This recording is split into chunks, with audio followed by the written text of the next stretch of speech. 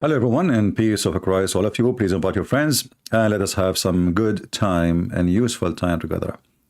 You know, education, in certain time in the history of a human being was a luxury. Only few people they can afford education to learn how to read, how to write, to go to school. It's a luxury. And actually, until now, in many places, there's many children cannot afford to go to school.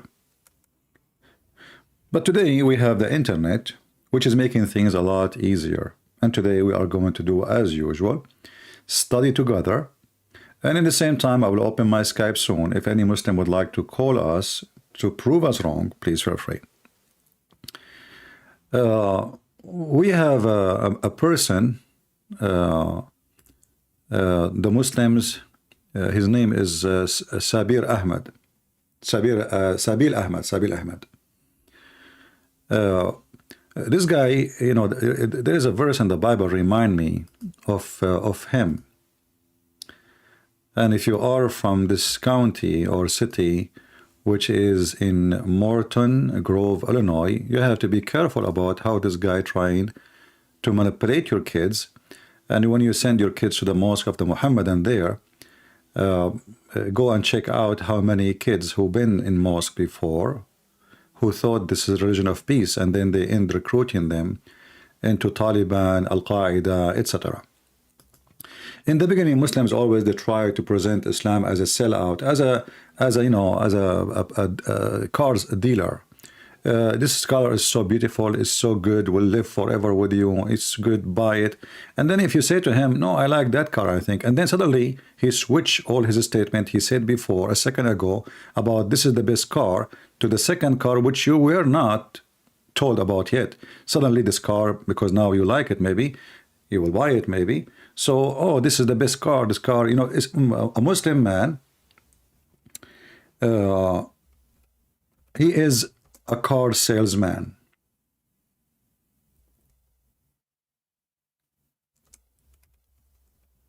But the Bible speaks about those who try to deceive your children. You know, those who try to deceive you, there's many verses in the Bible about them. And one of the verses speak, or few of them, about those who come to you in a sheep clothing, but in fact they are wolves. If you go to Matthew chapter 7, verse number 15. And here this is an example how this guy, he tried to present Islam as a sheep. Islam is beautiful. Islam is kind. Islam is, is not what anyone says to you. Islam is a wonderful religion. When they say to you, we have violence, this is absolutely not Islam. ISIS is not Islam. Al-Qaeda not Islam. But then you join them and later you find yourself joining Al-Qaeda and ISIS. And you know, always we ask the Muslims a very simple question, the Muhammadans. Name for me one thing ISIS did, Muhammad did not do. Muhammad, he split a woman two pieces when she's alive and she is over the age of 85, 86. He sent a man to stab a man in his house when he is almost 100 years old, claiming that he want to borrow things, food from him. So assassination, kidnapping, raping, stealing, sex slavery, and most of the Christians in the West and around the world, and even non-Christians, they do not know that a Muslim, he is allowed to lie, as we see in chapter 3, verse number 28. And Muhammad, he made it clear we can lie in three cases: to our friends, to our families, and to our enemies. And according to Muslims, we are enemies. You know, the Muslims, if you see this guy, he keeps saying to the guy in the video, to the Christian in the video, he keeps saying to him, brother, brother, brother. But the Quran made it so clear that a Muslim person, he cannot even take friends, not a brother, from those who they are Christians or Jews. And now for sure, if you are an atheist, that's mean you are like a monkey for them. So this is the Quran, as you see, we don't make things up as they do. Ye who believe, take not Jews and Christians for friends, they are friends of each other, and he among you who take them as a friend, he's one of them, which means he is an apostate. And Allah, he guide not wrongdoing folk.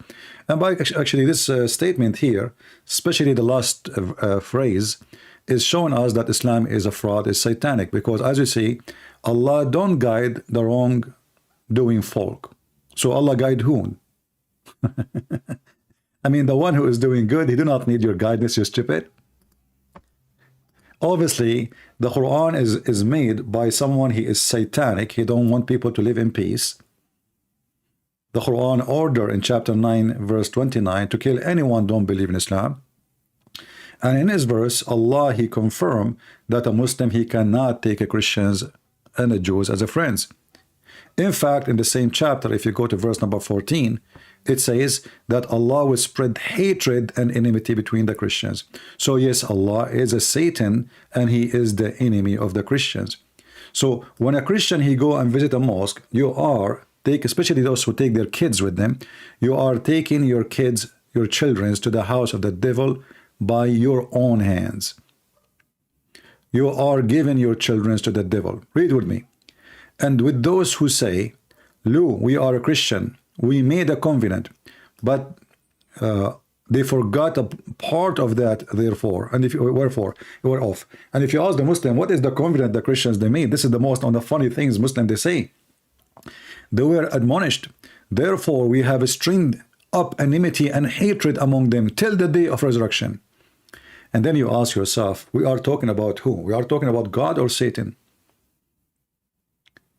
The Quran says that the one who likes to spread enmity between people is Satan.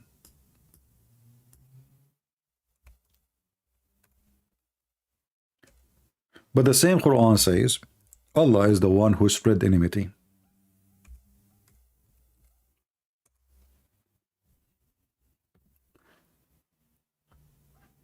All those verses, chapter 5, verse number 64, Allah, he spread hatred between the Jews. In chapter 5, verse number 91, which is the same chapter we are reading from, imagine. The same chapter, chapter 5, verse 14 says, Allah will spread hatred and enmity between the Christians until the day of judgment.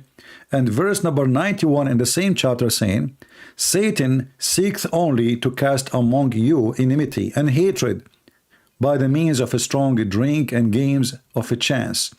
So if a Muslim, he drink, this is hatred. Allah, he spread hatred between the Christian without drinking. That is good. It's halal hate. But now we want to go and see how this Sabeel Ahmed, he really can help us to expose Islam. In this video here, you know, they invite the Muslim, it's a show time, so they invite, as you see, he have a presentation in the wall. One guy, one Christian come in, and he have a bunch of Muslims sitting, and they are recording the event. And if you are a Christian going there, my friend, don't be naive and stupid. Take a camera and take person, or at least one person, to record the event, because if you say anything is an embarrassment to them, they will cut it off. And if you say something can be embarrassment from your side, they will post it. So don't be a fool and go there to the house of the devil if you are not ready. But look what this idiot, he just said. And this is why we say those people, they are priceless to expose Islam. And let me give him a credit, so he will not complain to YouTube and say I use his video, because they are coward and they flag your video. They fear us using, you know, they love everybody to post their video, but not the one who get them busted. So Sabeel Ahmed, this is a channel, shouting pastor, claim a calm discussion turned into hated debate. So this is the video. I have the link in the info. So Sabeel Ahmed, don't go to YouTube and claim that I did not give you credit and there is copyright over it. No, this is fair use and a criticism. And actually, I will play a very short part of the video, a few seconds. But a few seconds is enough to destroy all the claims of the Muhammadan about their God, their prophet, and their what's so-called scriptures. Listen carefully and try not to laugh with me. And I would like to see people in the comment later or in the chat here to tell me what is What is went wrong in what he just said? Allah sent many scriptures. So Allah sent a scripture to Jesus and Moses and David and Abraham and other prophets. Those scriptures were only meant for that time, and they are meant for that time. Those scriptures, they meant for that time. And here we ask the stupid Abdul, as long it's meant for that time, so why Allah did not send another prophet to the Jews after Moses for hundreds and hundreds of years? It was for that time only.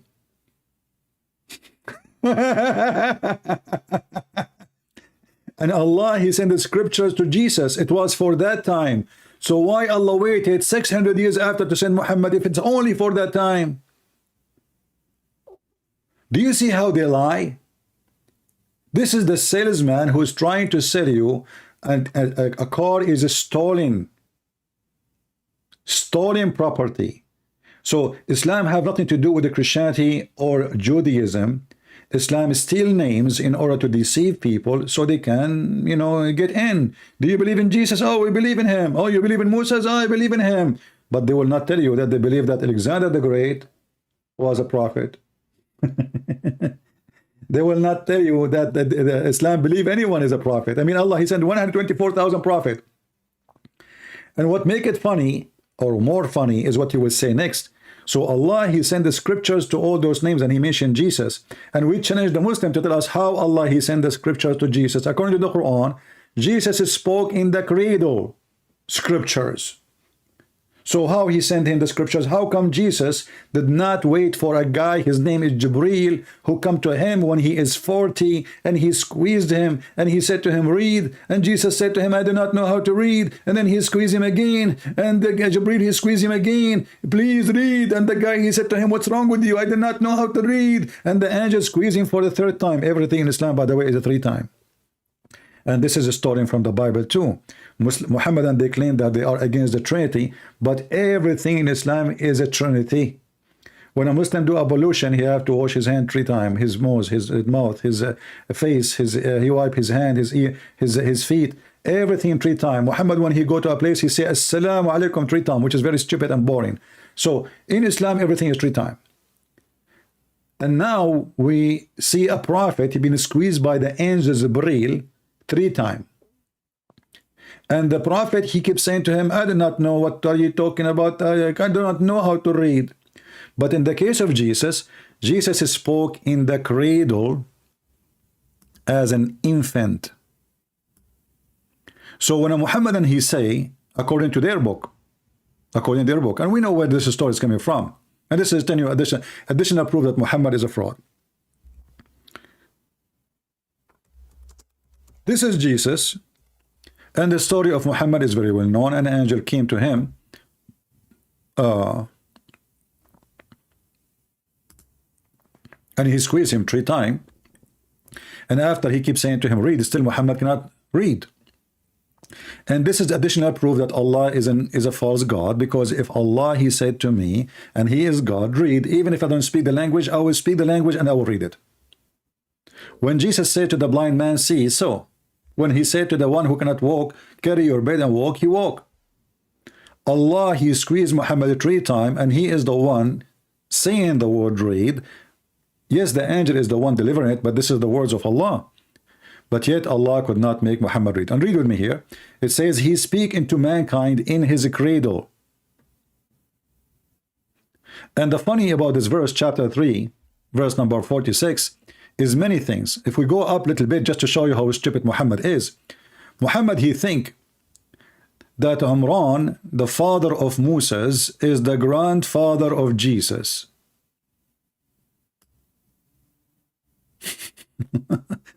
This is why this exists in the chapter of Ali Imran. So Imran, according to the silly Muhammad, he lived for some time with the Jews when he moved to the city of Medina. He heard that the Jews, they believe there is a woman, her name is Maryam, and she is the sister of Moses. So the stupid Muhammad, he thought that Maryam, the sister of Moses, is the same sister, the same woman, the mother of Jesus. So now in the Quran suddenly, we have Imran, the father of Moses, become the grandfather of Jesus, and Imran is the father of Mary. And this is why we laugh at this religion. It is hilarious. It's stupid. It's made by somebody is coming from the bushes, and you know, he's like the Bigfoot man who do not know how to read, how to write, and he want to teach us about our belief. And he came 600 years after Jesus. And according to the Quran, Mary, she was a nun. Mary, she was a nun. And the funny Muhammad later, he says that the one who claimed to be a monk or a nun, this is a fabrication. If you read the verse with me clearly, here it says that Mary, she devoted herself to God. And Allah, he sent her every day her food to her room. That's a nice thing. I wonder why this thing didn't happen to Muhammad. Every day, she have her food coming in a sanctuary place.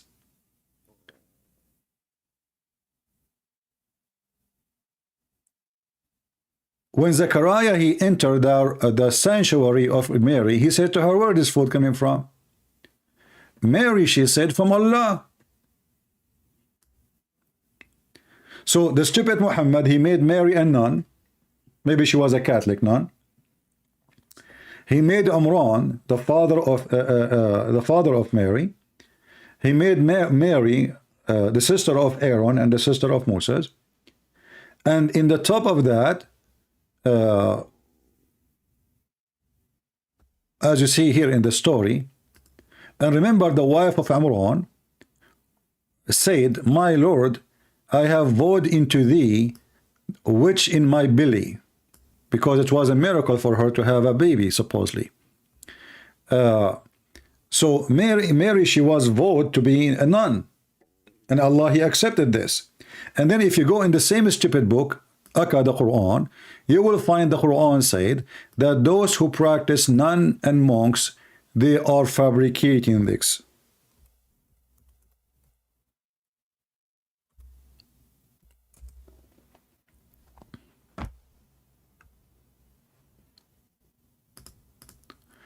Just to show you how stupid the one who they called him Muhammad.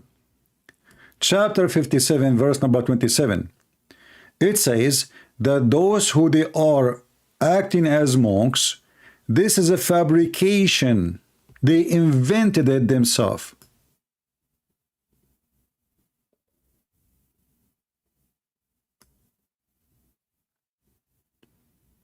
If you don't like this translation, it would look weird for me. Let's change translator. Who is this guy? Hilali Khan. Let us see another idiot.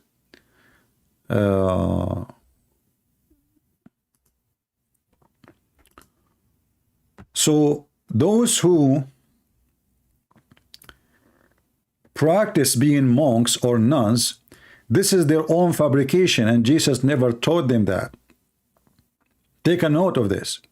This is their own fabrication, and it's not from God. All right?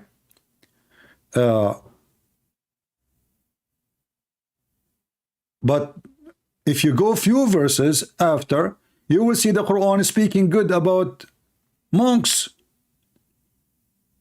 Chapter 5, verse number 82 says, from them there is priests and monks who they are good men. But I thought to be a monk is haram, and it's a fabrication. Are we taking notes, guys? Are we taking notes? Remember, this is a free education for all of you, so nobody can fool you. We give you many important information in a few minutes.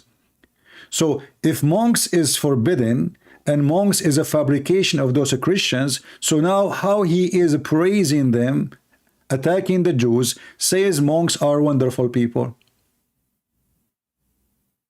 I thought they are fabricating this. How you can be a fabricator and you be good?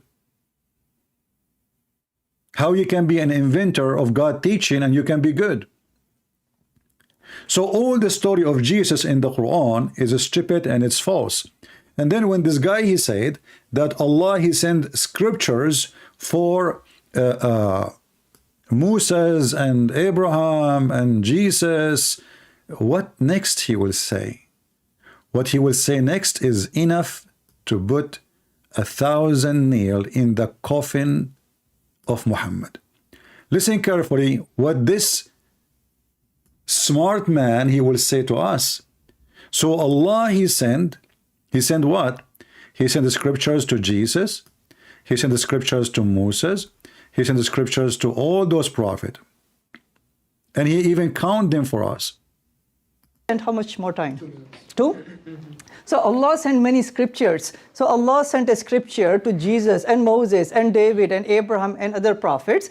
Those scriptures were only meant for that time and those people. Yeah. So what happened was, all throughout history, those scriptures, people started to change them. People diluted them. Diluted them. People, they start changing them. Now, many Christians, when they hear a Muslim saying such a statement, what the Christian usually do? Somebody help me in the chat. When a Muslim, he say that a Christian, when a Muslim, he say to you, you Christian, you change your book. What the Christians, they do in response? They start defending the Bible, right? Is that correct?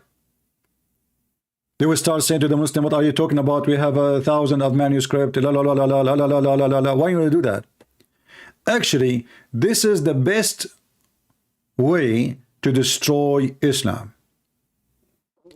Because he just said that the one who sent those scriptures is Allah. And he just said that people started changing them and diluted them. Which means he is confirming that the scriptures of his God cannot be protected. So when a Muhammadan, he says to you such a statement, he says to you, oh, say to him, oh, you are saying the Bible of Allah been changed. Oh, okay. Well, that is a proof that Allah cannot be God. Why?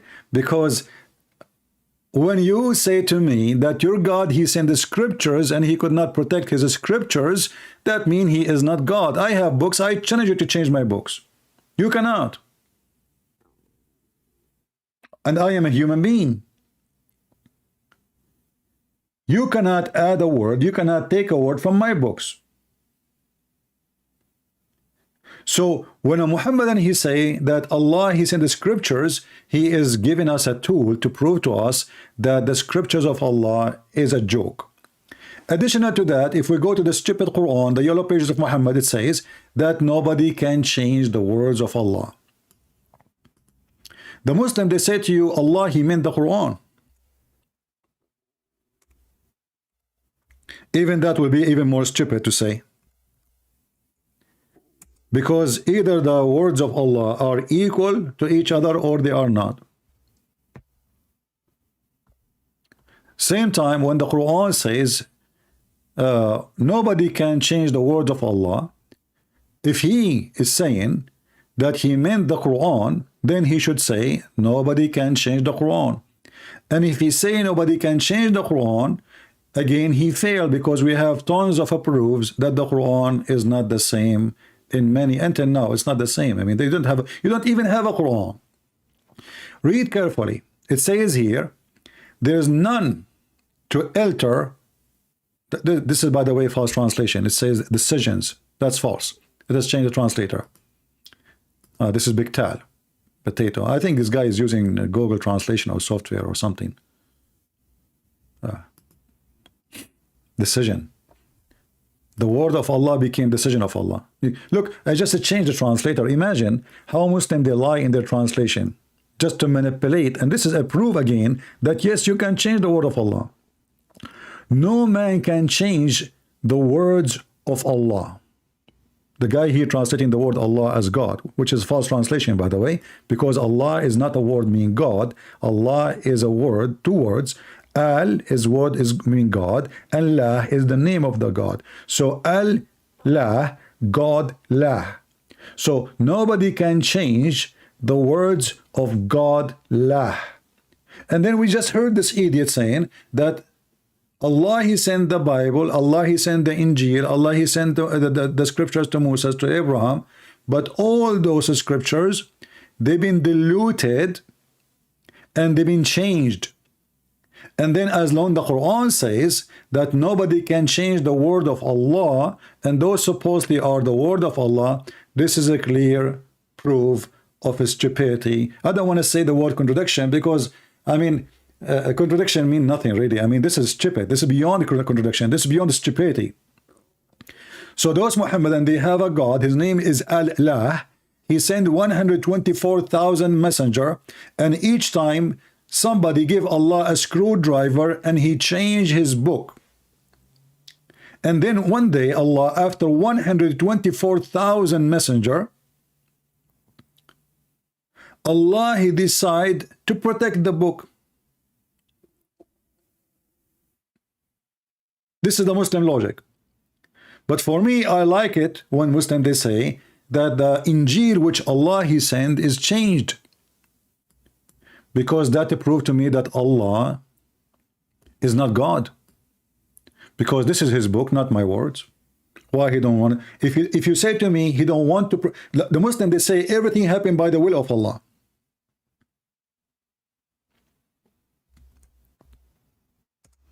Everything happened by the will of Allah.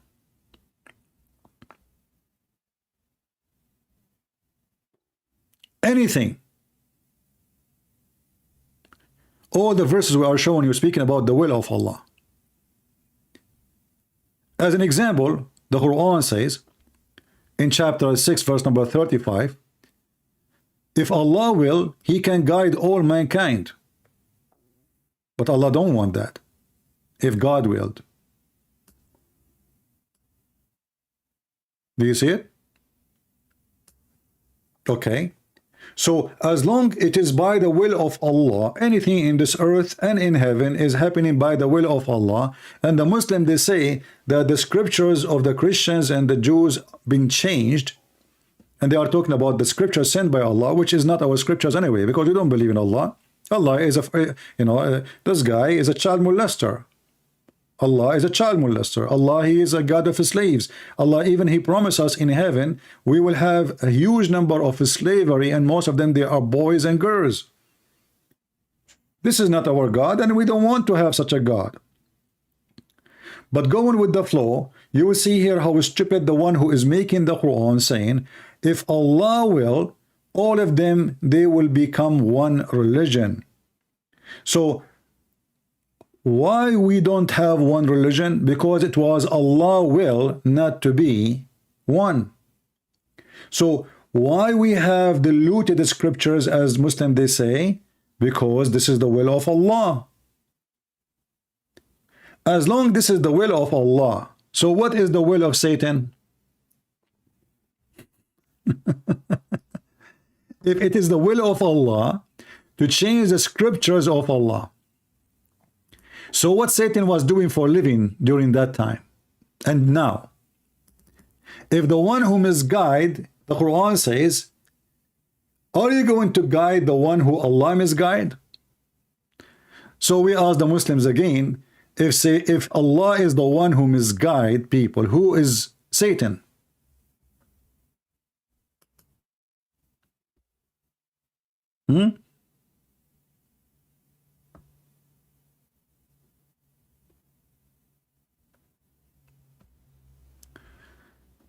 If you are a Muslim, you like to join us live on air, please feel free.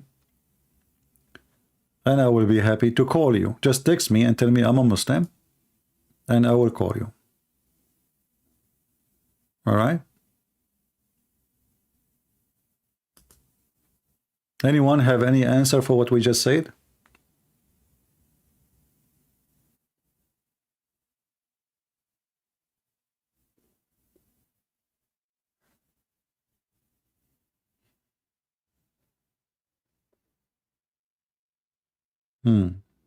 Anyone?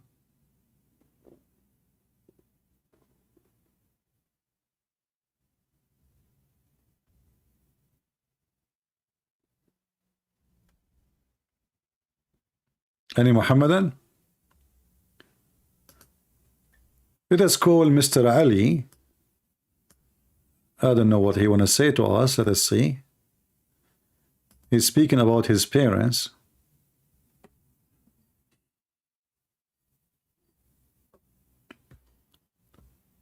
Hello?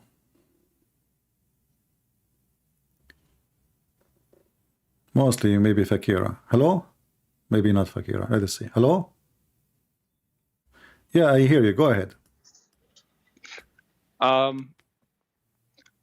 I would say my mother would say there's 99 names for Allah, and that doesn't describe anything that Allah would do. Your mom, she said there's 99 names of Allah.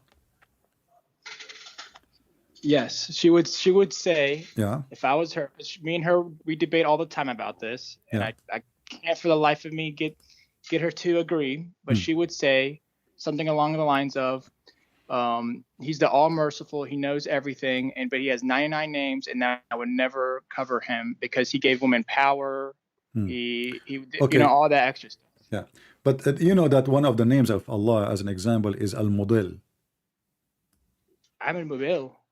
Al-Mudil. What is Abdul Mubil? Al-Mudil. Al-Mudil. Al-Mudil, which means the one who misguide, the one who deceive. You know that? Are you sure it's not the one that plans? No, the planner? no. This is the the model is the one who deceive. As an example, chapter 13, verse number 37.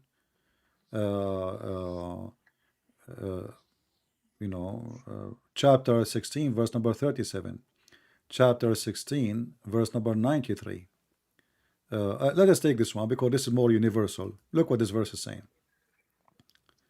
If Allah had willed, He would have made you one nation, but He leads, this is the Muslim translation, He leads astray whom He wills, and He guide whom He wills. So do you understand what I'm saying? What al-mudil mean?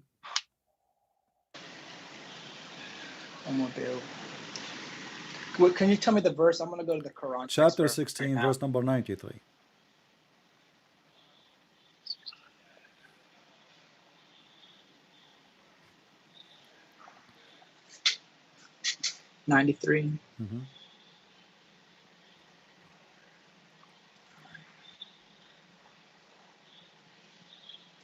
Had Allah His will would surely have made you one nation. You can read loud. Okay, so it says, had Allah His will, He would surely have made you all one nation, but He leaves in error him who wishes and guides him who wishes, and you shall truly be called upon to account for your deeds and conduct. Where does it say? Okay. Do you see your translation says He leads into error, right? Yes. But who is the one who leads us into errors? Isn't it Shaitan? Yeah, it definitely is Shaitan. Exactly. This is Allah. So Allah is a Shaitan. But what if he's just testing us? You watch a movie, you will see in the movie there is two cop. One he play good cop, and the other one he play bad cop. Right? Here, there's only a bad cop. Why? Because he lead the majority of mankind into error. And the translation is false, by the way. It doesn't say error. It says into deception, yudil. You can take the word yudil. I don't know if you speak Arabic or not. You can take the word yudil and you take it to the Islamic dictionary, any Islamic dictionary of your choice, and you will find that the word yudil mean to deceive and to mislead. So in my translation here, the screen says he leads astray. So who is the one who lead us astray? The devil. Who is the devil in Islam? Allah. If Allah is the one, do two things. He lead astray and he guide. So what exactly is the job of the devil? What the devil do for maybe a Allah living? You know, what he do in his time? is.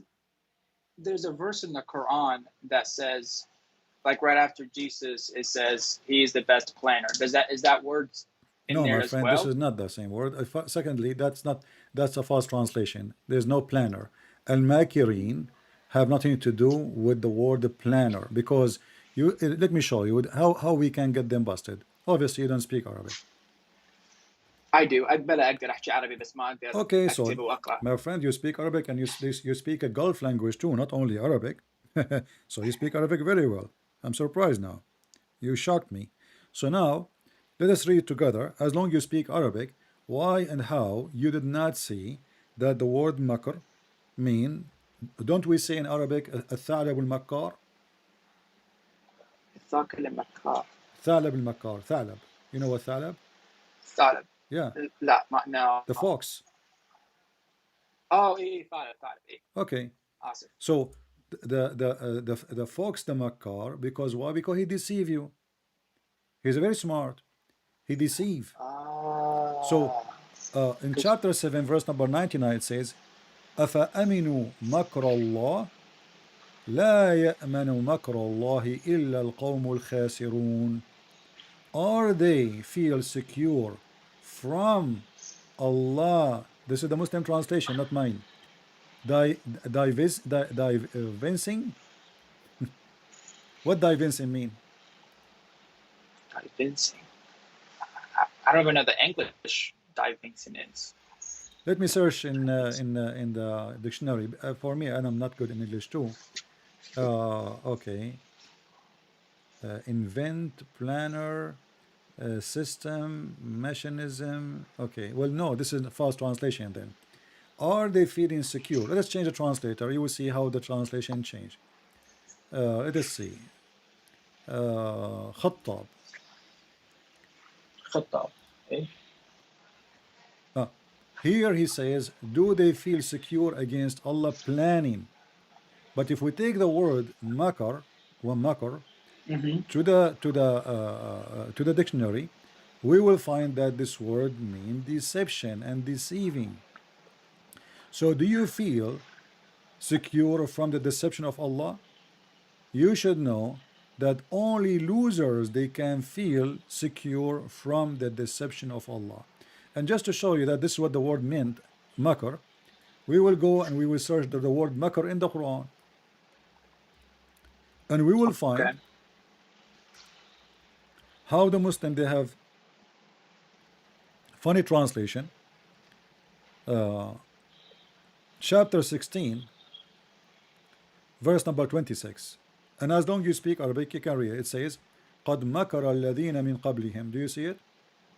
Chapter 16, verse number 26. قَدْ مَكَرَ الَّذِينَ مِنْ قَبْلِهِمْ. Correct? Yes. Okay. What is the translation for the word makar here? They plotted. Yeah. Do you see it? You said 26? I'm sorry. Chapter 16, verse number 26. Okay, yeah, I see it now. The proceeds did schemes is what it says over here. Yeah, well, no problem. But this is what makar mean, is to deceive, conspiracy, to trick, you know, a trap, secretly, you know, to do something illegal or harmful. And it is an evil action.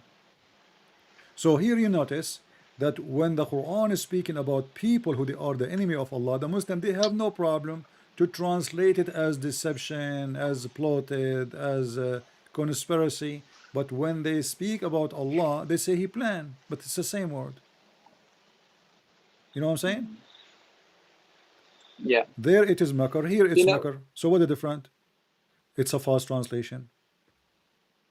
I don't mean to be off topic, but when I told my dad about this, he said the Quran is like the best book in the whole entire world. He said if there is one word missing, every single Muslim would know it, and it's been really preserved. And No I just problem. started Ask looking your into dad it. to recite for you the chapter of stoning to death. From Aisha and the animal. Or But ask him, here's the thing, to everybody memorized it. recite, or ask him to recite the verses of a breastfeeding for adult 10 times. Okay, that I actually don't understand now, because there's a certain word for it, tata, something like that, in Arabic, or إرضاع. arda. إرضاع. Okay. Yeah. The argument would be they have it all memorized. So here it is. There's actually be said for that one, actually. Now I think about it. He said there's Allah takes verses out of the Quran, and then just because he realizes people don't need them or something like on that lines. Okay, that's an additional proof that Islam is a fraud, because if Allah he will take verses from the Quran because people don't need them, then why he did not? Because there's still a lot of verses in the Quran. They are abrogated supposedly, and they are still in the Quran. So why some of them they went missing and some they stay? You know what I mean? If this is the decision, we will take out any verses are abrogated, because Muhammad, he is a fraud. In the beginning, when he was weak, he was not saying kill the Christian, kill the Jews. At that time, he don't have enough people to kill. In the beginning, he was acting like a sheep. Then he come with abrogated verses, says go and kill the Christian and the Jews. Chapter 9, verse number 29. So there's many verses abrogated by one verse, but they are in the Quran.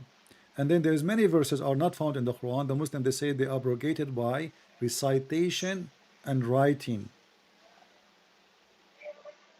But where is the command, and why even you take it from the book of Allah? If nobody can change the word of Allah and nobody can delete the word of Allah, did Allah order you to take it off?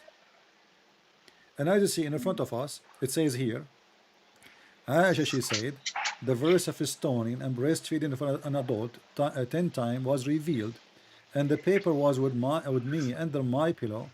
When the Messenger of Allah died, we were preoccupied with his death, and a tame sheep came and ate it. Did your father explain to you how the sheep was able to destroy the book of Allah?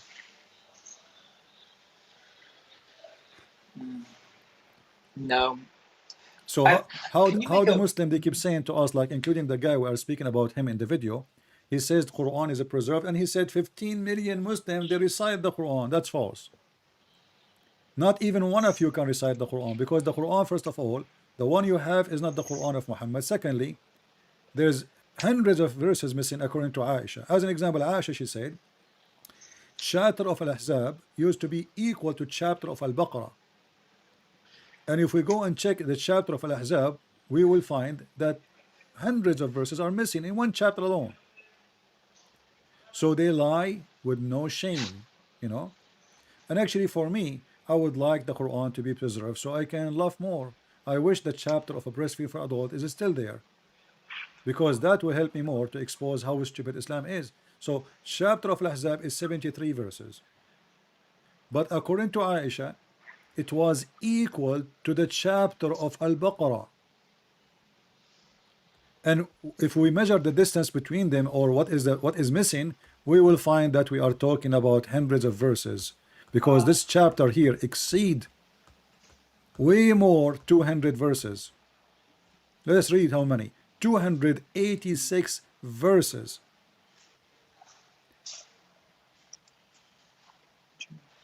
So do you see what is missing? And I can show you the reference about Aisha saying that Al-Ahzab used to be equal, as long as you speak Arabic. I can share with you. Isn't there also a hadith that says one of them is like 116, and then there's one of them that's 111? There's tons of reference, you know. But CP, how do you know that these are authentic? Because that's another problem we're running into as well. You see, our discussion is, I'm here to prove that nothing in Islam is authentic, and you are asking me how we can prove it's authentic. You know what I mean? If all my study here is to prove to people that Islam is a fraud, and if the Muslims, they themselves, like if you go to court, if you take a check and you say that Christian Prince, he said he gave me this check and he will pay me, and then the judge, he asks you, he said this is the signature of who, and you say this is my signature, then the judge will say, but you should have the signature of Christian Prince here to be used against him, right? Yes, yes. So when the Muslim, they write in their books, this is their signature. I'm not using it because I believe in it. I'm not using it because I agree with it.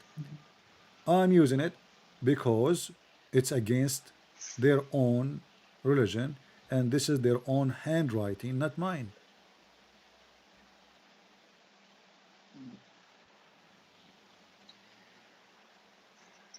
Wow. So what do you Isn't it think? true though that there was some enemies of Islam, like Jewish people that pretended to be Muslims and then My friend, uh, corrupted the book? okay, we can go with this and forever. You know, somebody he pretend. What about the rest of the Muslims? Why they take it?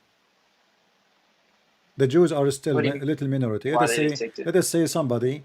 I mean, is Al Bukhari a Jew? No. Is Muslim is a Sahih Muslim right? Is a Jew? No. Is a Turmudi is a Jew? No.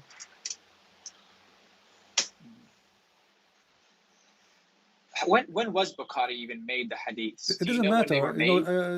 maybe 300 is after, but this is not the issue. The issue is the Muslim agree with it.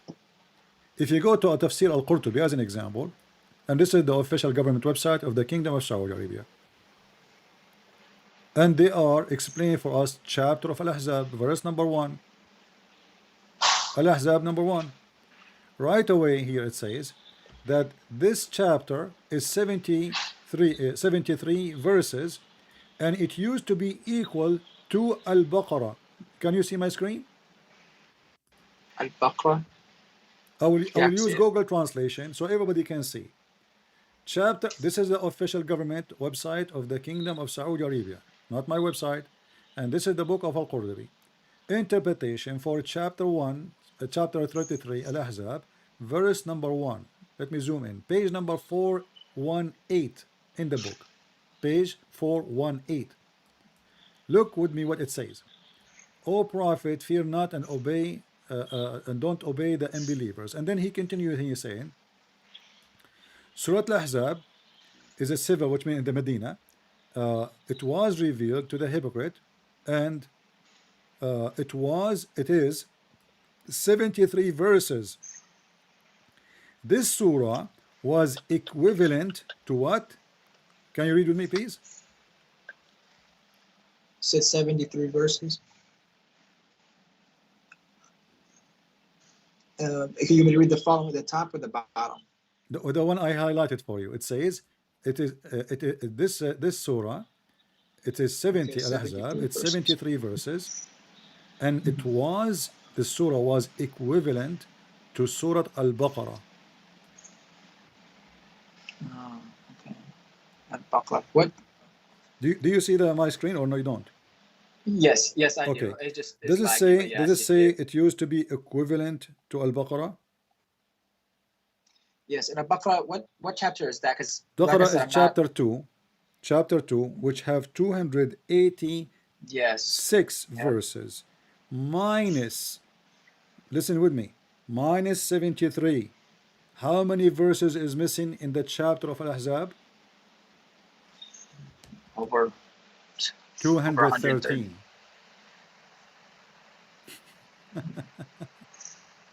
This is hilarious, isn't it? Those Well, Abduls, they keep saying to us that the Quran is preserved. This is their official Islamic website. This is not me. This is not a Christian prince making a statement. This is the Kingdom of Saudi Arabia, the center of the Islamic terrorism in the world. This is where Al-Qaeda are coming from. This is where ISIS are born. This is where Muhammad is coming from. This is where the Kaaba is located. And this is an official government website, and the link I posted for you.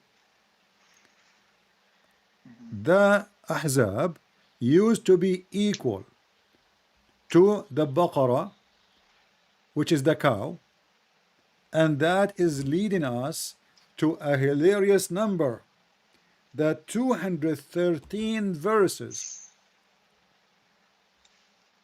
213 verses is missing in one chapter alone.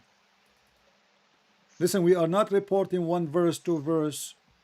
We are reporting almost what is equal to 10 or 15% of the Quran.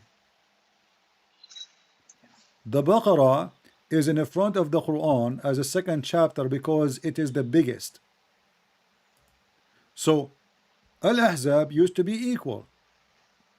And when they say equal, it's mean equal. So 286 286. is Yeah, the pages, and now the there's only cow 170. chapter. And What? Al-Ahzab What?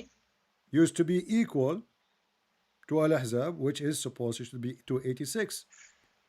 But Al-Ahzab today is 73. Total missing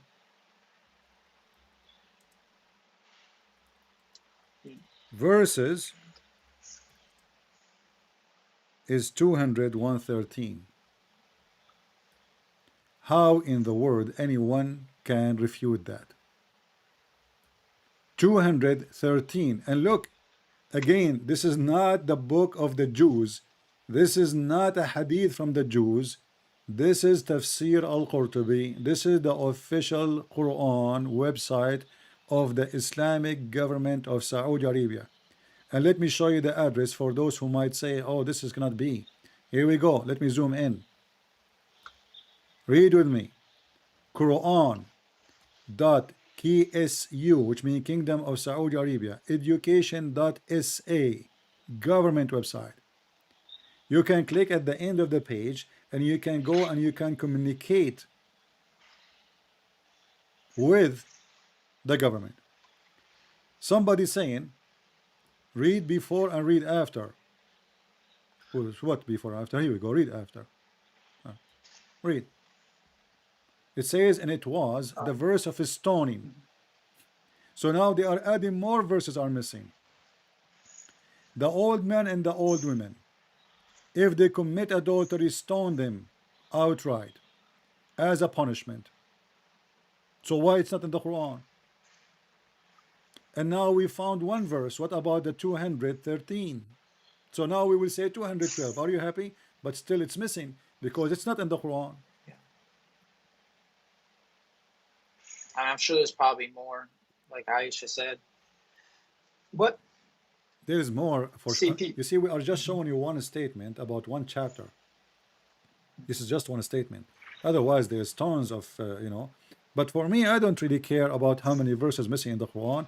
I like the Quran not to be missing because that will give me opportunity to expose Muhammad more.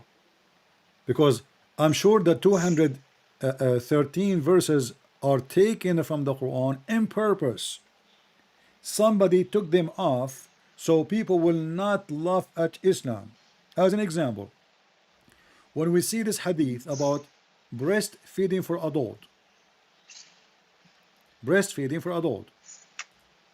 Yeah, like it went like 10 times or something. Yeah. Okay, they say it to us now. The hadith says that a goat ate it. The goat ate it. Okay, but is that convincing to you, my friend? The goat ate it, but the goat did not eat the memory of Muslims. Did she? No, he definitely didn't. So why we cannot find the verses? The stoning. The only answer is the Muslim, they took it because it is an embarrassment and it is stupid. Because the goat ate the book, but the goat is not a Trojan horse inside their head, and she was eating their memory. So all those excuses, like in one hand, they say to us that we memorize the Quran. In one hand, there's verses the Muslims don't want to mention. And not only that, they claim that they are missing because the goat ate it. And here, look how much humility this goat is bringing to Allah. So Allah, He decided to protect the Quran. The goat, she said, over my dead body. The goat, she went to the bedroom of Muhammad. She jumped in the top of his bed because he was laying down dead.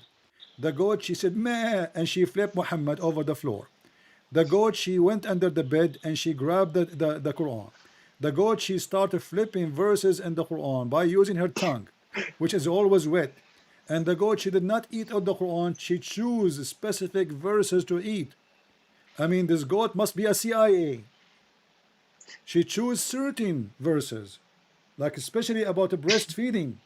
I mean, the goat, obviously she felt being threatened because people, they need her breast to get their milk. Now the goat, she felt that Muslim women, they are competing with her. So the goat, she went to the bedroom of Muhammad. She jumped in the top of the bed, Muhammad, meh, meh. And then the goat, Aisha, she was busy because the Prophet is dead and many people come into the house, and the Prophet with the goat alone. I don't know what the goat she did beside what she did with the Quran too. I mean, the guy is dead. She flipped and the Quran is under her pillow. So the goat, she flipped the guy and she start eating the Quran. And she did not eat all the Quran. She ate verses of her choices. This is must be a very well-educated goat, and she did take a degree from the Sorbonne in France. She speak languages. She learned even Arabic, and she started flipping pages. Which one I will eat? Which one I will eat? Which one I will eat? And then after she That ate the verses, which is more funny, that Aisha and the Muslim, they remember what she ate. I mean, isn't it, this is hilarious? How Aisha, she figured oh out boy. that this is the one the goat ate.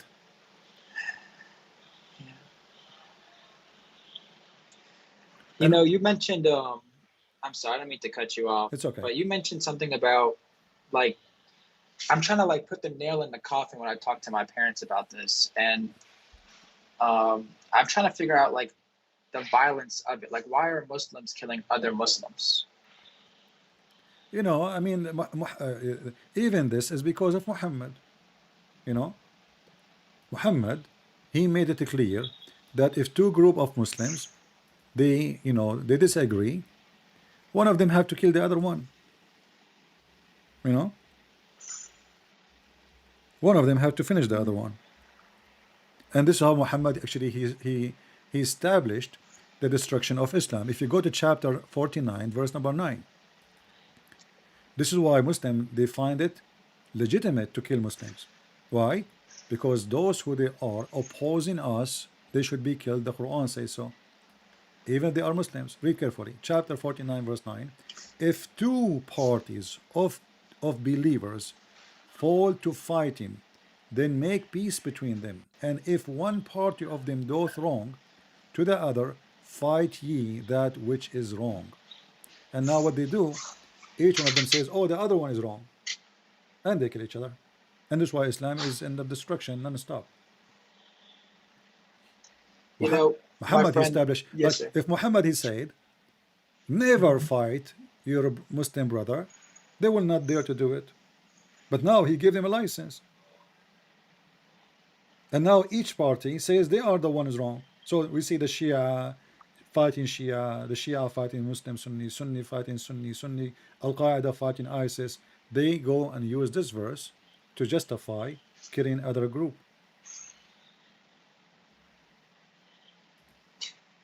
Christian Smith, I'll be honest with you, man. Like, when I was young, and even now, like, I just stopped practicing Islam. I've been practicing it for 16, 17 years, and you just get trapped. You just never think anything else is right. You know, they just trap you and just keep you in there. And I should have known it was wrong for the longest time because, like, I was born in Iraq, and a group of Muslims came to our house and literally took my dad from us, and just we don't know what happened to him. I'm sure they killed him because he was from Egypt or something.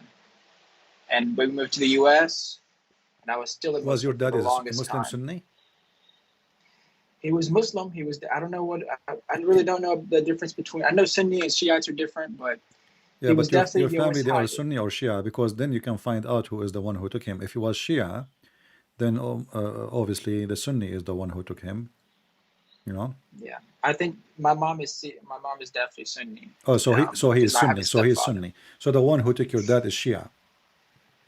Mm, Yeah, this is what they do. This is what they do. And I'm sorry to hear about your dad. You know, it's okay. No, I you mean know. I was really young, but I mean it was a blessing because I even though I even though it was a struggle, it took me a while to like find God, and it's just every time I defend what I believe, they always like attack Christians about just just dumb, like, show me where God is at in the Bible. And I'm like, how many times, like, show me that Jesus said he is God. I'm like, how many times I got to show you?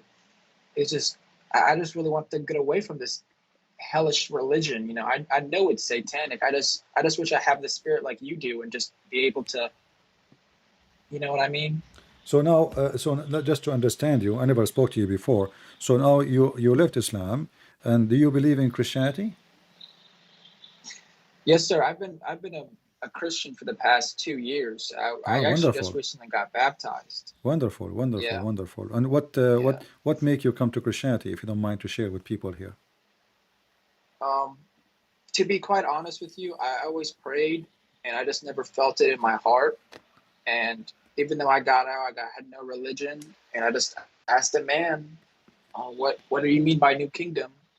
And then I just got closer with the Bible. I mean, God is love. I don't think there's a single verse in the Quran that says God is love. Yeah, You know, and what really got me is when Jesus said, "Blessed are the ones who mourn," because that he just, like, it's like he speaks to you, and you can't find comfort in the Quran. You just can't do it. You can't understand it. I can speak Arabic. You heard me speak Arabic, but it's yeah, hard to understand it. It's hard. yeah. It's And ridiculous. not because of the Arabic is short, but because this Quran is a stupid book. Like, when I give the Quran to somebody, he is born in the Middle East all his life, and I ask him to read and to explain, and then he will end saying to me, Allah knows best what he meant. Because it's a stupid language. This is not even Arabic. I mean, this is really stupid. And the Quran is not really a book which is like bringing you a step by step into information. No, like when you go in a school, let's say you start studying algebra 2, you start from zero, teaching you about numbers, etc., and how to divide, but you don't go to the last level in 2 seconds. In Islam, no.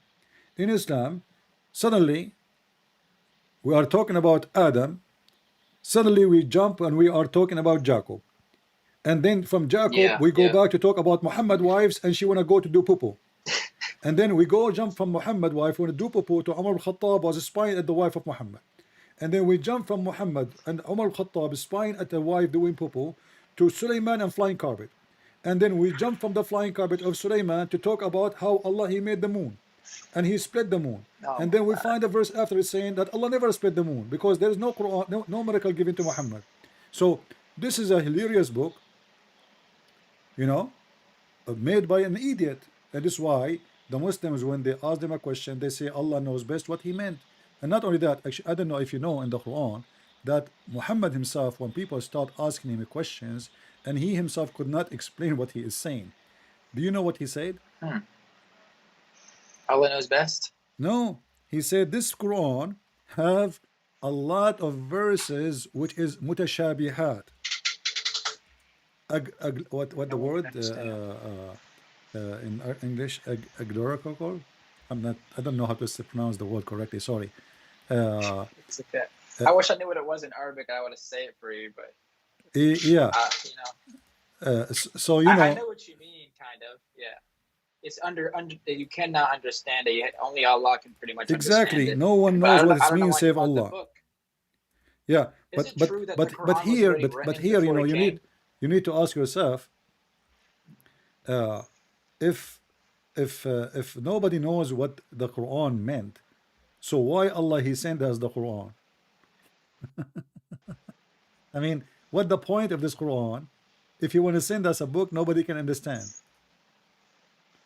You know, Yeah. Wasn't it true that the Quran was made in heaven? It wasn't even. It was already planned. the Quran supposedly is written between the eyes of an angel. His name is Israfil. Israfil, Allah he wrote his Quran in a board and he put it between the eyes of Israfil. This is angel Israfil. I will draw him for you in the screen. You know, this is Israfil, mashallah.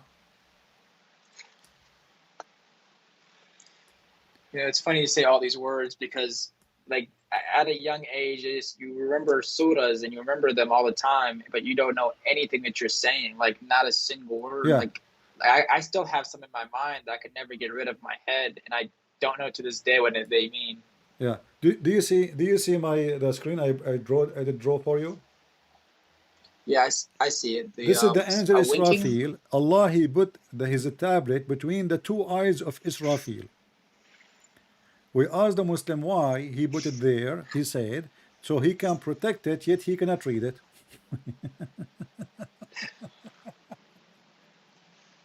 The distance between the eyes of Israfil is the same distance between the earth and the heaven, which means 500 years distance between the two eyes.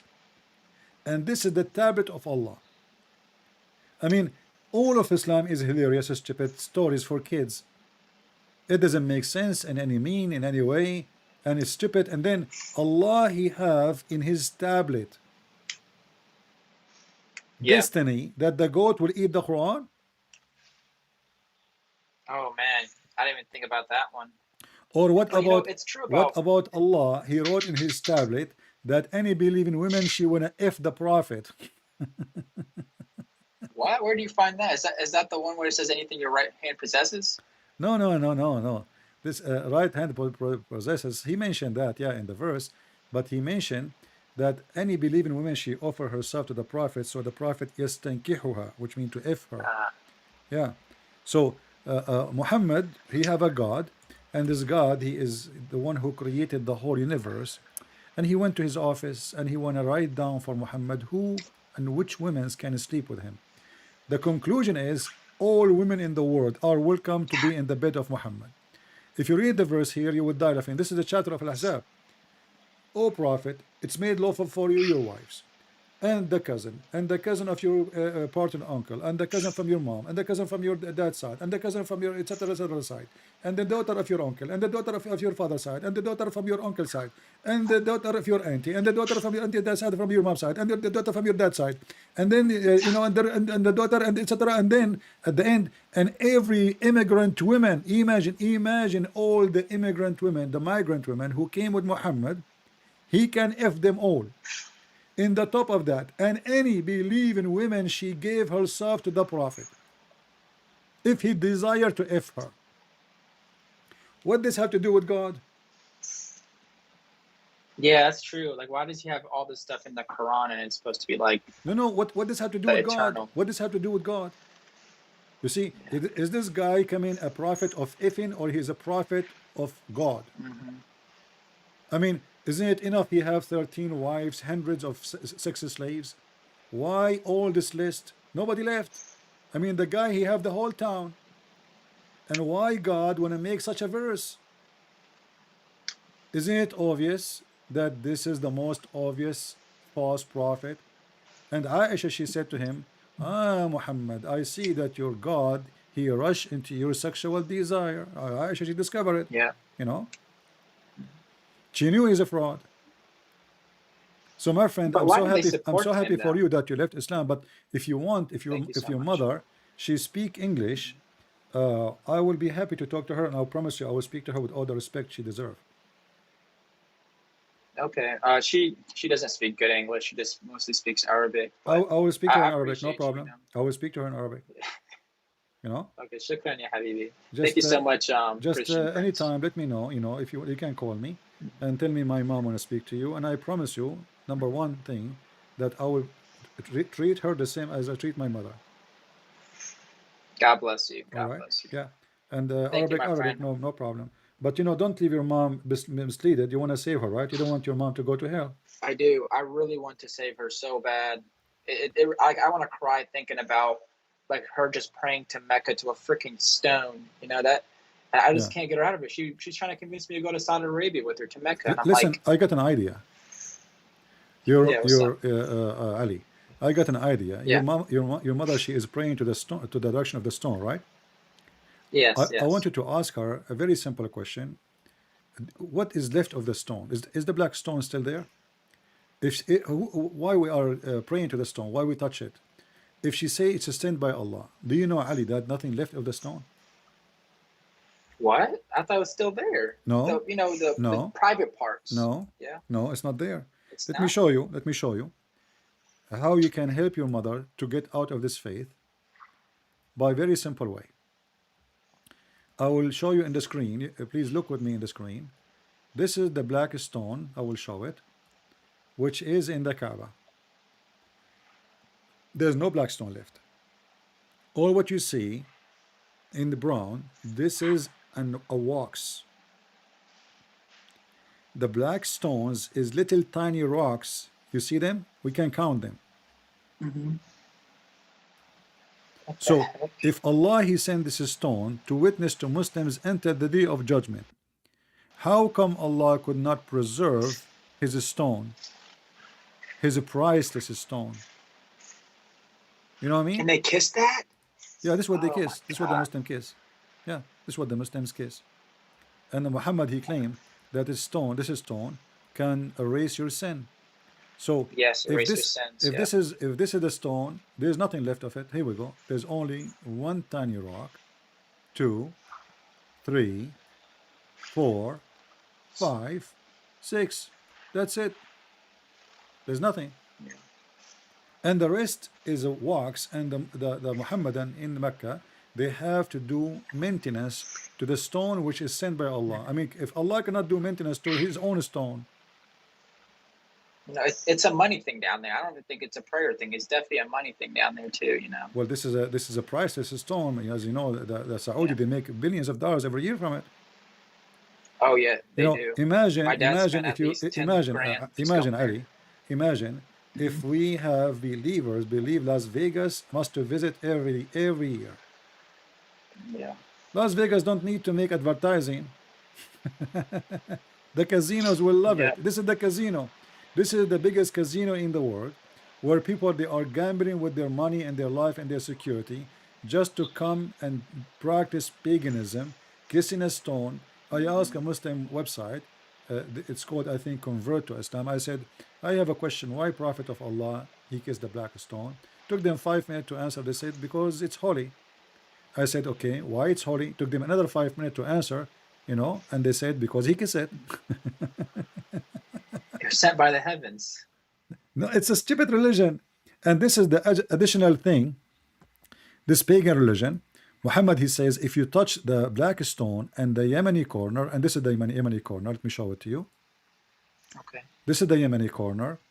Again, have an opening like a vagina, you know, window. The Yemeni corner have stones coming from the temple of Al-Makkah, which is the temple of the god Lah, the moon god. So what the Kaaba is a replacement. Instead of you going all the way to do Hajj in the temple of Al-Makkah, which is in Yemen, which is the temple of the moon god, why you want to go there? Here we go. We brought some stones from that temple. We put them in the Yemeni corner. That's why it's called the corner of Yemen. If you touch the Yemeni corner and the black stone, Allah erase your sin. It's your sins, yeah. I wish it works that way, you know. Definitely Well, not. I mean, this is a pervert religion because if this is how it is, then all of us will become pervert. If this is how easy it is, we go touch a stone, you know. You know what I You mean? know what gets me too? Yeah, what gets me too is that they're doing good over here just to go to heaven to have sex with 100 different virgin wives. That you know, you do good over here just to do bad in heaven, which makes no sense to me too. Yeah. But But look what I got you. Muhammad, another additional proof that Muhammad is a fraud and he is a pagan. Here we go. A person asked a Muslim, narrated from Abdullah ibn Ubaid, he said, O Abu Abdul Rahman, why do I only see you touching these two corners, which mean the black stone and the Yemeni corner? He said, I heard the Messenger of Allah say, touching them erases sin. Touching them erases sin. See how easy it is? So this is why you see rich Muslims who they are believers in Allah, they go and they do everything in the book of the devil.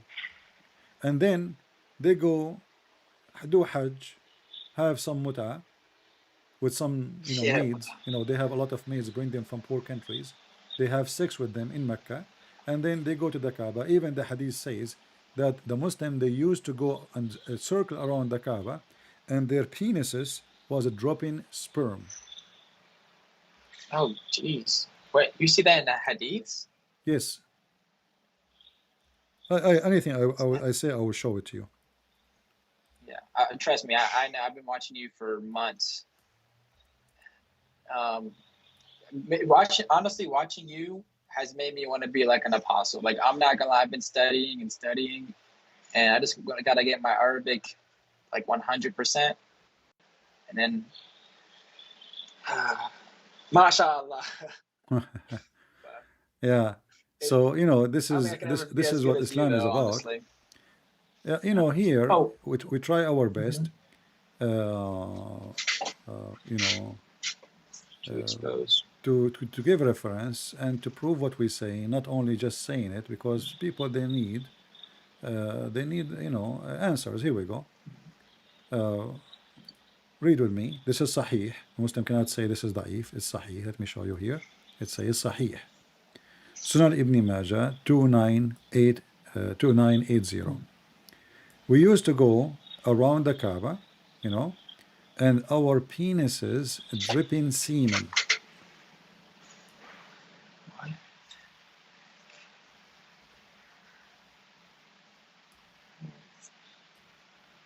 It's a very perverted religion, I mean, for sure. what they are And doing? What exactly? And not only I'm that, shameful to even tell my mom about this. Let save alone. reference, and when you find the time is suitable for you, share with her slowly, and she will see, she will understand, why this is a false religion. Do you know that the Arab always they used to go around the Kaaba naked?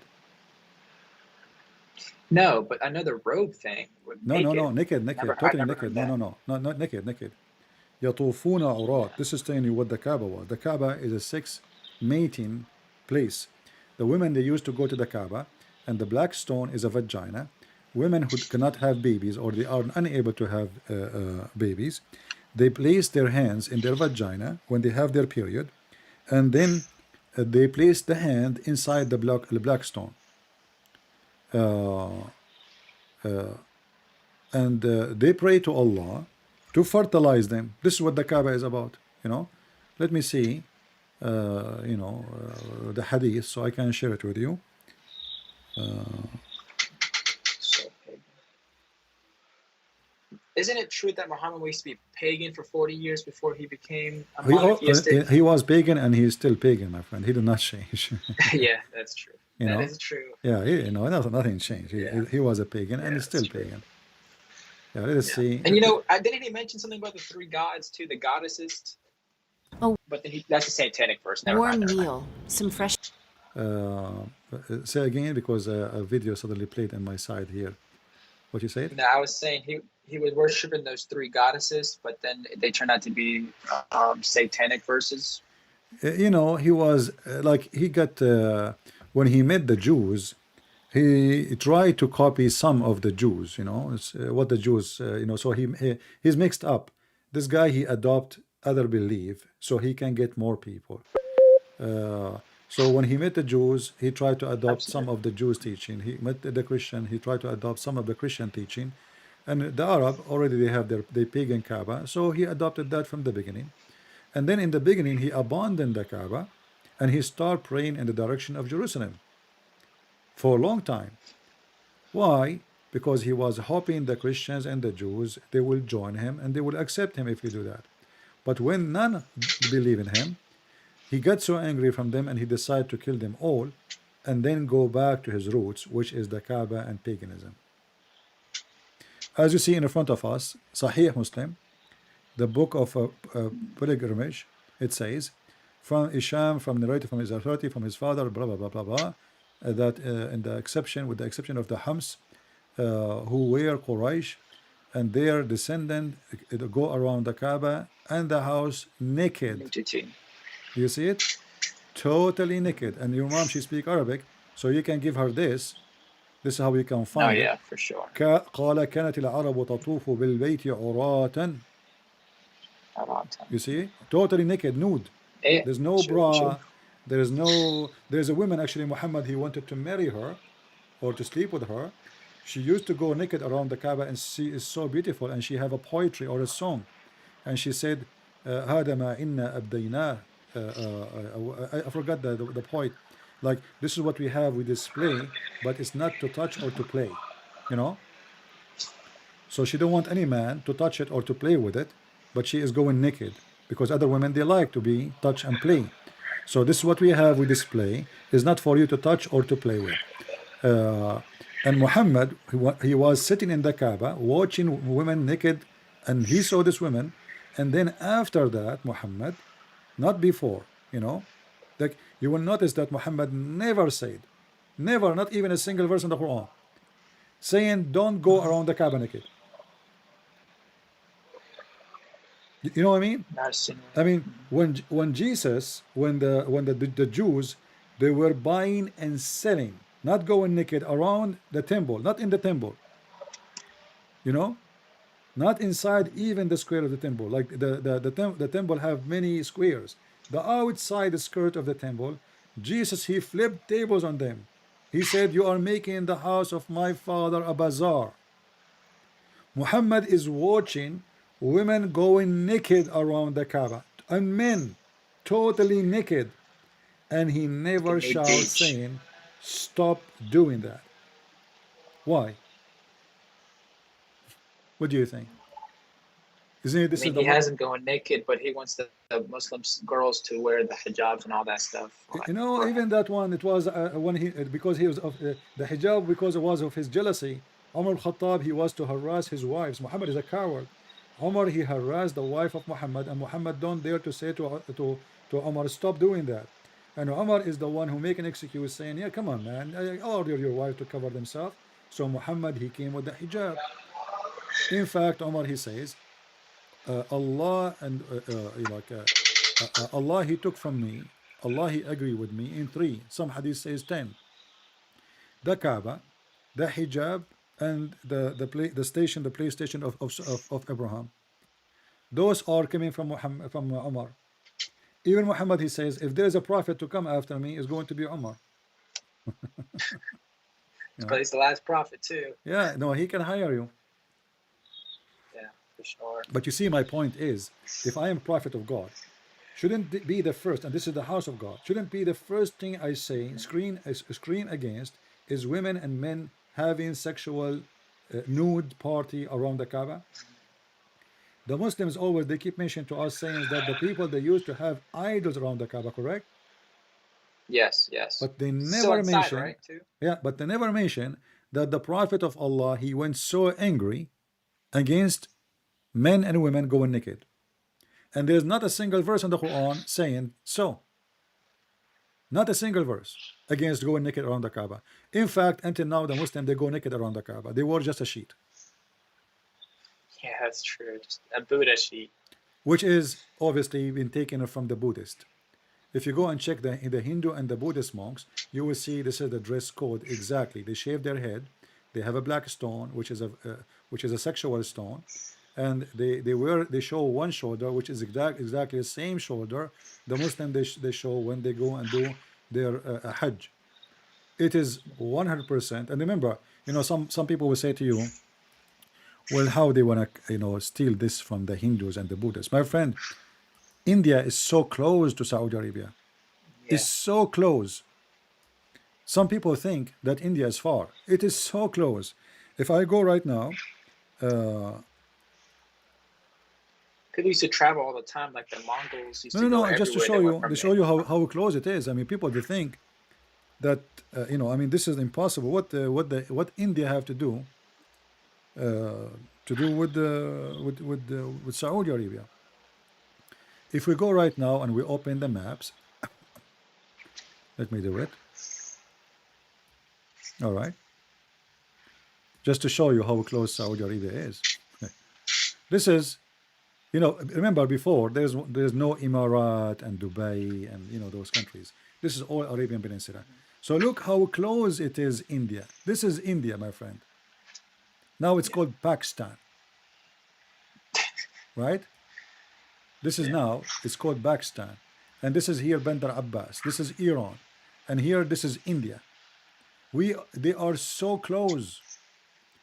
And everybody knows that the Arab, they have a trade line with India, with China, non-stop. So when they say how they are going to do that, where India is far, it's not far. This is Karachi as an example. This is Karachi. How far it is from the beach here? Not far.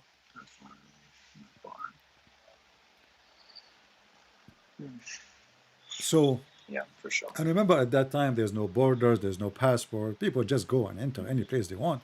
You know, it's not like now you have to take a visa, and there is a police, and there is border control. You know.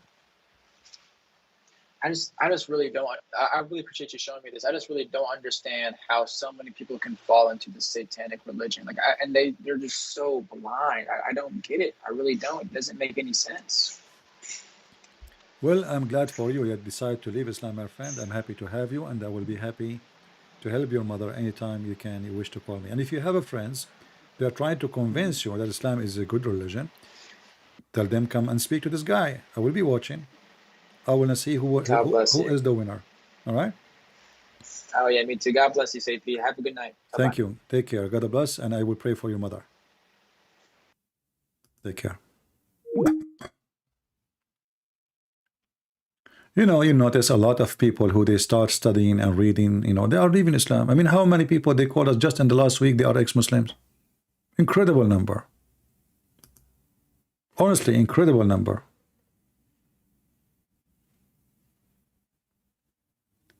So when the Muslim they speak about that our scriptures corrupted, you Christian don't defend.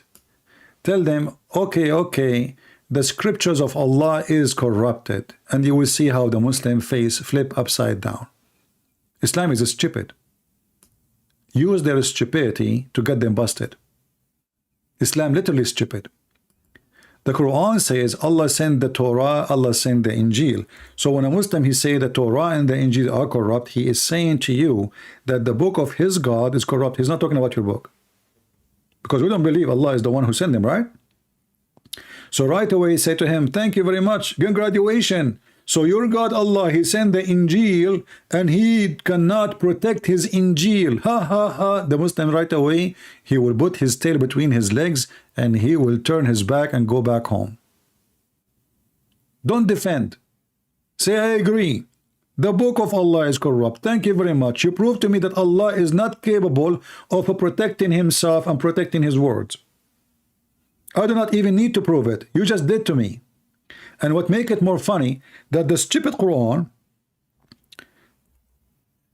you see this guy, Sabeel Ahmed, he said that people, they diluted the scriptures being given to Isa, or supposedly Jesus or Moses. But the stupid Quran says, confirming what is with them. Confirming what is in their hands. Do you see it? People, do you see it? So how the Quran confirming what we have in our hands, and then you will see this scumbag from who live in Illinois saying that the book of the Christian and the Jews is corrupted. If he said, oh, he's talking about that time is 600 years after Jesus. You know what I mean? If he said this is about that time, well, this is 600 years after Jesus, my friend. The Muslim, they keep accusing Paul that he is the one who changed Christianity. But this is 600 years after Paul. This is 600, almost 700 years after Paul. The Quran confirmed the book is with us. The Muslim in their mosque and their speeches, they say our book is changed. Do you see how they are diluted? Do you see how they are hypocrite? Do you see why we laugh at their cult? Do you see why we consider Islam as a mockery to the man brain? Islam is a mockery.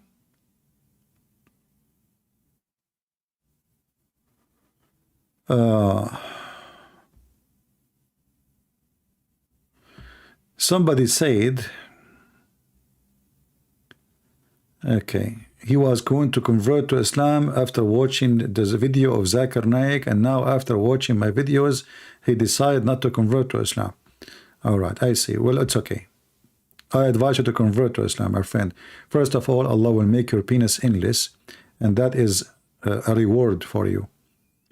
But don't forget to take a selfie picture with your penis when you have it, because I believe this is not a reward. This is the most torture way to walk. Imagine you have a penis in front of you and it is endless. You can't even walk forward. You have to drag it and walk backward. When Muhammad, he make promises, his promises is stupid, is meant only for stupid ones. So when somebody says to me, I was thinking to convert to Islam, I will say to you, my friend, no, you were not thinking. You were a donkey. Because there's no way you were thinking. There's no way you were thinking. How in the world anyone can believe in such a thing and he say he was thinking? Anyone in the world believe that there is God, he promised us at least 80,000 little boys in heaven. I mean, even in slavery in heaven, to boys. Boys.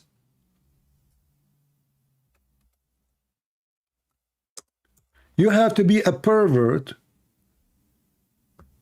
literally a pervert, in order to enjoy little boys who they are so white, because Muhammad is racist, to be your servant. The Muslim, they say, no, we will not have sex with them. Even if you say so, as you claim, which is not true. Even if you say so, that to prove that you are a pervert. I will be so upset if I have little boy serving me. This is inhumane. This is unjust. This is ungodly. And how many boys? At least 80,000 boys. 80,000 boys. There's a video on YouTube. It's called The Description of Paradise from the Dean Show. Go watch it and die laughing. The guy, he said to you in the video, in the heaven, brother, the heaven of Allah, brother, I cannot describe for you how beautiful the heaven of Allah. Brother, I can't describe for you. 2 seconds after, he said, and now let me describe for you the heaven of Allah. You just said, no, you cannot describe it. And then he said, in the heaven, brother, in the heaven of Allah, brother, you have 4 doors. What? You have 4 doors. I have what? Your house, brother, in the heaven have 4 doors. My house in the heaven have 4 doors? Yes, brother. And you enter from 1 door. Go watch the video. You will die. Actually, once I played this seminar this video in a seminar in the Philippines. People fell in the floor. The church, people really fell down in the floor from laughing, especially with my comments. You know my comment. You know the thing. You know. There is a guy. He was like over heavy duty with his size. He said, "Please stop. I cannot breathe. Oh my God." Please, you know, and we felt that he might die because it's so hot. It's a Philippine, you know, and the guy can't breathe. You know, you can feel his chest, you know, like it's like a chimney. Please, oh God, you know, he said, take him out, man. I don't want the guy to die because of me, you know. And they brought to me somebody. He was a principal of a school, and they told me that this guy, this is different speech. This guy is thinking to convert to Islam. I said, fine. When he come and he said, go walk behind him and put your 2 hands in his shoulder, I will know that this is the guy. So then the guy, he came and he said, and I played the video, the same video we are talking about. Then I asked him, I did not tell him that they told me that you are thinking to convert to Islam. They asked him, so what do you think? He looked at me, he said, this is really Islam? I said, yeah, this is really Islam. What do you think? He says, this is not what they told me. Like, he is out. He cannot believe that what I said. As you see, it's not even me I'm talking. I'm playing video for you. It's not me talking. It's not me reading. So because he could not believe, this is Islam, brother. Your house will have 4 doors. Brother, you enter from 1 door. And by the way, this is what I do in seminars. I draw. I always ask for a board behind me, and I draw in it. So, brother, you enter from 1. Are you, brother, following with me, brother? You enter from 1 door. Okay, which one, brother? This door. Another door is for your servant. You have 80,000 servants, brother. Brother, how many? 80,000 servant, brother. Brother, are you sure? Yes, brother. 80,000 little boys. All of them, they will enter from this door. I mean, look how organized the house of the heaven you have. Okay, what about the other 4 doors? About 2 doors. 80,000. 80K little boys. And this is the door you enter. You enter. And what about the other door? There's a door, brother. Every Friday, an angel of Allah, he come to you and he sing a song for you. Angel of Allah. And he say to you, Allah told me to say to you, we miss you. Come and visit us. And brother, this will happen every Friday. Every what? Every Friday, brother. And the second you open this door here, you are going now to visit Allah. You are going to visit Allah. Okay? The second you open the door, brother, there's a shower will come in the top of your head. What? Yes, brother. There's a shower. You open the door. It's like your mother-in-law. She put like a cradle of sewage water.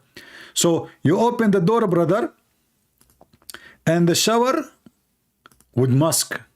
Look, the shower from with musk. You open the door, and now you are here under the door. Let me draw you. This is you. Under the door, and right away you are going to visit Allah, because Allah will not let you get in. You stink. You know, you have to take a shower first. You open the door, brother. Automatic solar system, brother.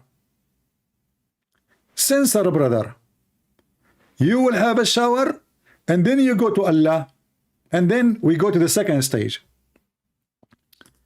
When you go to Allah, every Muslim, he have a chair. What? Yes, brother. Every Muslim, he have a chair.